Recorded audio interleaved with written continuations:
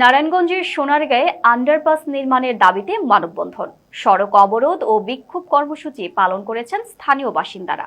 Senior staff reporter Liton বিশ্বাস জানান, বুধবার দুপুরে উপজেলার মদনপুর গাজীপুর এশিয়ান হাইওয়ে সড়কের হাতুরাপাড়া এলাকায় এই কর্মসূচি পালন করে এলাকাবাসী। কর্মসূচিতে শিক্ষার্থী, শিক্ষক সহ বিভিন্ন শ্রেণী পেশার লোকজন অংশ নেন।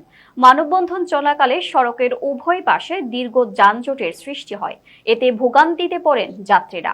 মানববন্ধনে বক্তারা বলেন, মদনপুর গাজীপুর এশিয়ান হাইওয়ে সড়কটি অত্যন্ত ব্যস্ত একটি সড়ক, যেখানে প্রতিদিন হাজার হাজার যানবাহন চলাচল করে।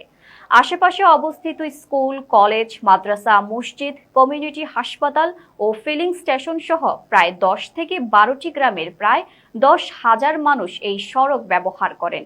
কিন্তু নিরাপদ পারাপারের কোনো ব্যবস্থা না থাকায় প্রতিনিয়ত দুর্ঘটনা ঘটে। জীবনের ঝুঁকি নিয়ে লোকজন রাস্তা পার হতে যাচ্ছে।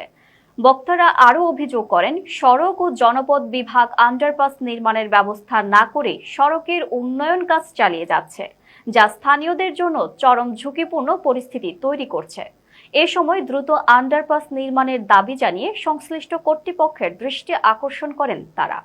বক্তারা আরও বলেন, তাদের এই দাবি পূরণ না হলে বৃহত্তর আন্দোলনের কর্মসূচির ঘোষণা করা হবে বলেও হুঁশিয়ারি দেন।